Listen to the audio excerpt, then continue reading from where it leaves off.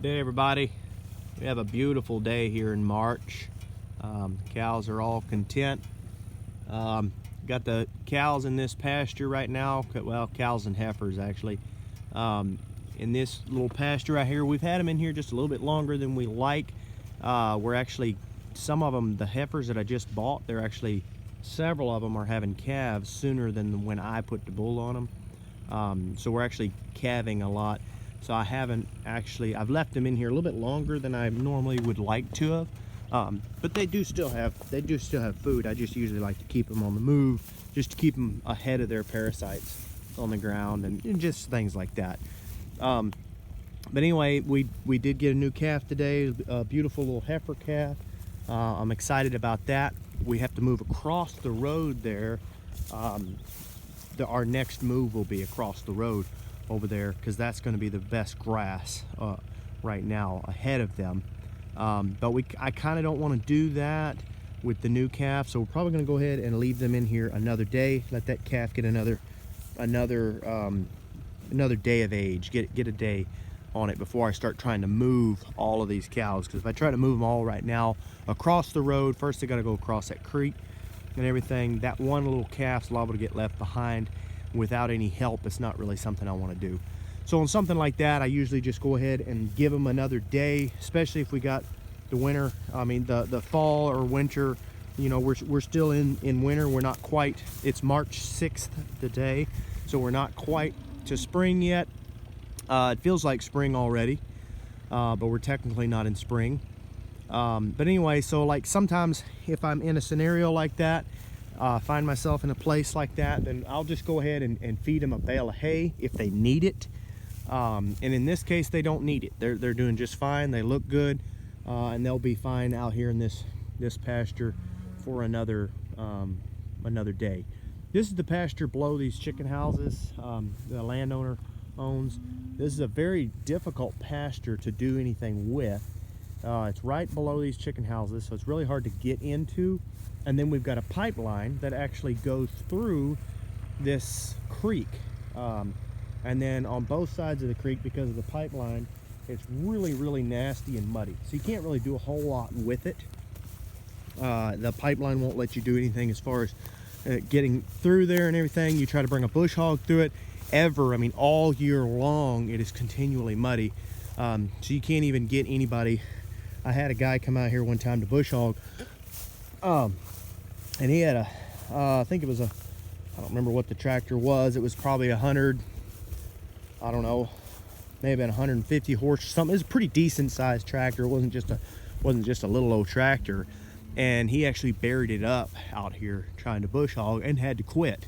But anyway, so it's not really that difficult, that easy to bush hog.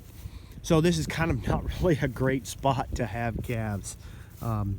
As far as trying to get them moved again. But anyway, everything's doing okay. We do have plenty forage in here. I wanted to talk a little bit today about how well they've been doing on the forage, the stockpile here in North Louisiana.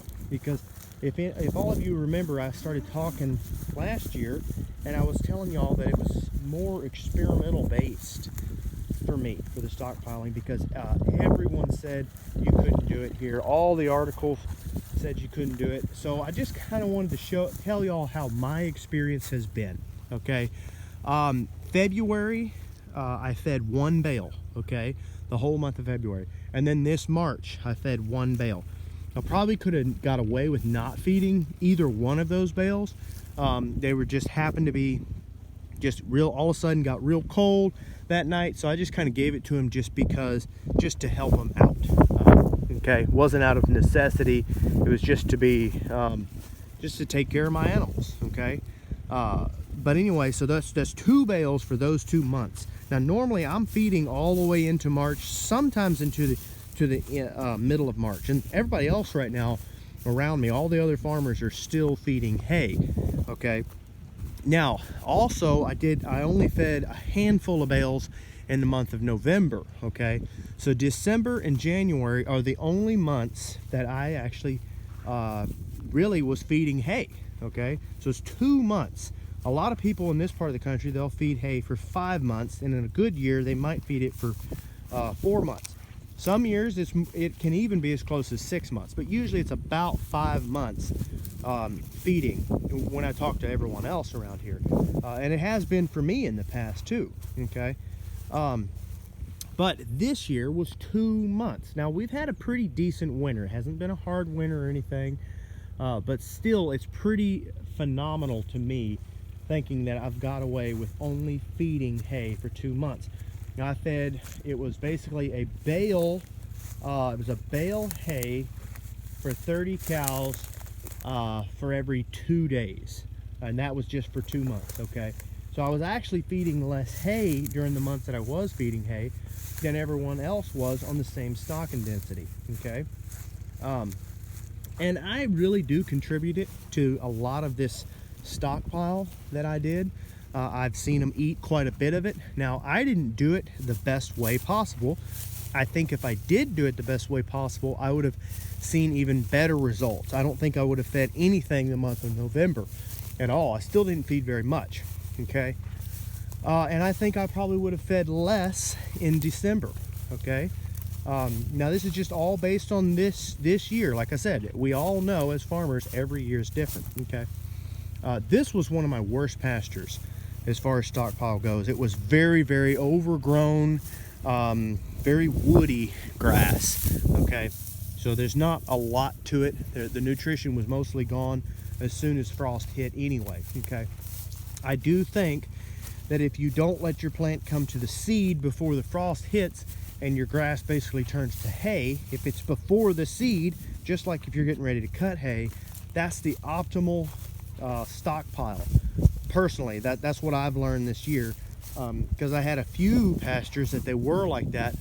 Those pastures, those cattle ate that up, and they did very, very well. I didn't have to feed them anything, cold, wet, anything. They did very well on that. The other pastures that the grass was a little more woody, the grass got away from me, those pastures, they didn't do quite as well. They didn't thrive so well. But another thing that I wanted to talk about is now that we're hitting, now that we're in March, okay, and then through February as well, what I'm seeing is this brown matter is still doing them a lot of good, because the green grass is starting to come on and starting to get really thick in a lot of places, okay? Now, we all know that once the once the green grass starts to come up, it doesn't matter how much hay you feed, those cows are going to eat green grass. And if you've got a fence that isn't electric, they're going to sit there and push your fences over and trying their best, reaching their heads through there and get as much green grass as they get. That's just what they're going to do, okay? So there's two ways to combat that. And one, if you're trying to make sure that they don't get real runny, nasty tails and they're still getting a little bit of the roughage that they need in their gut. One is when you bring them to a pasture that's got green in it, let them eat the green that's there, okay?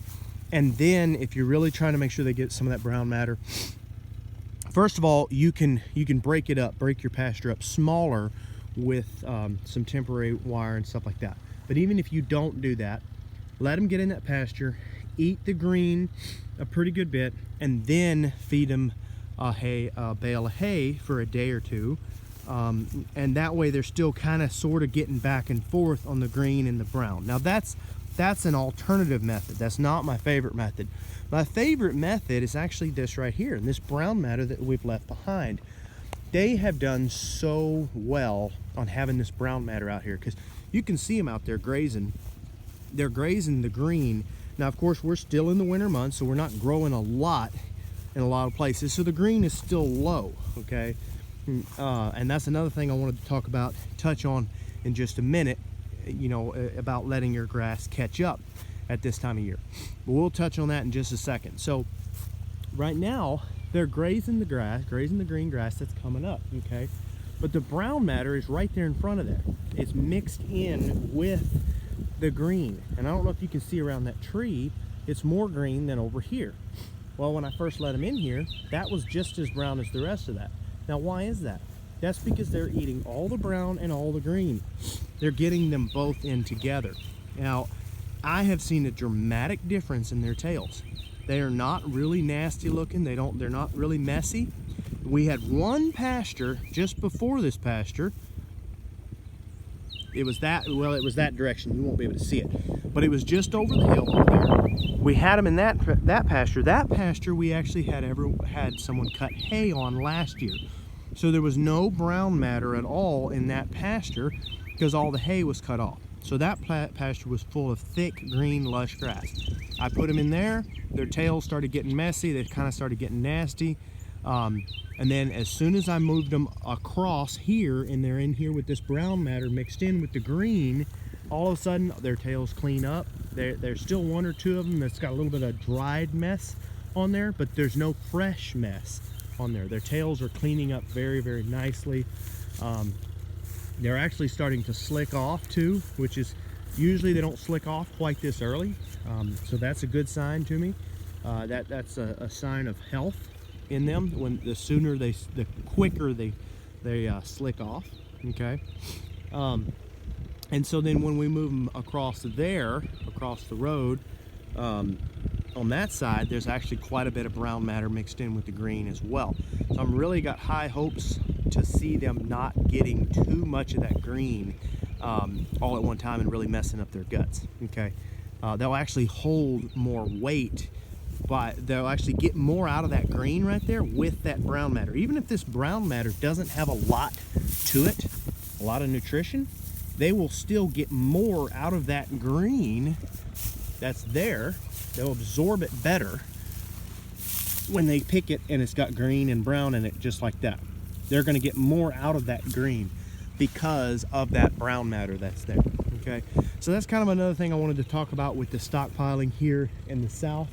I still don't think it's near the same as stockpiling in the north, but as far as I'm concerned, it's still in the experimental phase for me. But even just this year alone, not doing it the best, I'm very, very impressed. I'll definitely be trying to do it again. I think it's proven itself. And I think even if it does not work really, really well through the winter, I think coming into spring, having some brown matter down there on the ground is going to be really good for you as far as this right here goes. Okay, so to wrap it up, I've done really well in the winter. I did much better. I only had 2 full months of feeding. I actually fed less hay through all of that than I normally do. Okay, I've done, the cattle look a lot healthier coming through the winter. They look happier. There are no spots from feeding a lot of hay because I've actually fed less hay, but I've also kept them moving. Okay, coming into spring, their tails and everything looks healthier because they're getting the brown matter and the green together. And then the very last thing is everything that is left behind, once the grass starts to really pick up, which in a couple of weeks from now, we're really going to start to see the grass really start picking up and growing all the way through this brown matter, and then they're not even going to get any of the brown matter that's left. Okay, once that happens, the little bit of brown matter that they did leave behind and they did not eat, that is all really good nutrition for your soil. Okay, so whether you're fertilizing your pastures with a commercial fertilizer or whether you're spreading manure like chicken litter or something on your pastures, like a lot of people do in this area because we have lots of chicken houses and stuff around here. So it's cheaper, it's easy to get and all like that. Plus it's organic, it's a lot better for your ground, I think. But whether you're doing any of that or not, this right here is really good. Any of this that gets left behind. And the reason is because the best manure, the best fertilizer on earth is an earthworm's fertilizer, earthworm manure. They're castings. That is extremely good manure. So any of this that gets left behind, that is food for the earthworms, and they're going to eat more of it. Not only that, it's rich in carbon. It will actually introduce that carbon back into the soil, which is also really, really good for your ground, and it makes the minerals more bioavailable, therefore helping your grass to grow better as well, and helping your cattle or animals, whatever you have, that much more healthy. Okay, so any of that gets left behind is always a good thing. Okay, it's never ever waste. Okay, So there was one more thing I was wanting to touch on real quick before I wrap this video up. I know I'm kind of dragging this out a little bit. There is a lot of this grass right here that they have been eating quite a bit of here in the winter, okay? This stuff stays green all winter, and it does grow through the winter, but it also grows through the summer. So it's not a winter grass. Doesn't seem to be a summer grass or a winter grass. It grows very, very well in the water and in wet spots, but it also seems to grow well in dry spots that's under the shade. So it seems like it either needs to be in the water or not exposed to the sun, or maybe a little of both, okay? I'm not sure what this grass is. Okay, right here next to it is some water grass, so don't get that confused with it. Okay, this is not water grass, or it may be a type of water grass, but it's not the same stuff. Okay, I know what that is, but this right here has been an amazing help this winter for them. They have had a lot of that throughout these creeks. I've noticed that it also helps the creeks to hold the creeks together in the wintertime, but it's some really good food for them, and it seems to be very high energy, because there's actually some places I've put them in where that's almost all they had was that, and their body scores actually went up when they were in that pasture through the winter. So anyway, if anyone knows what that grass is, I do not know what it's called. I've been trying to look it up and figure it out. I don't know what it's called, what it is for sure. If anyone knows what it is, I would love it if they would let me know what it is. I mean, you can kind of see some of that where it's got the full blade, and then some of this where it's been grazed off. But anyway, if anybody knows what it is, please let me know. So thanks, everybody. Don't forget to subscribe, and it would really help me if y'all would hit that like button and maybe even share some of these videos for other people. I'm trying to grow my channel. So thanks, everybody.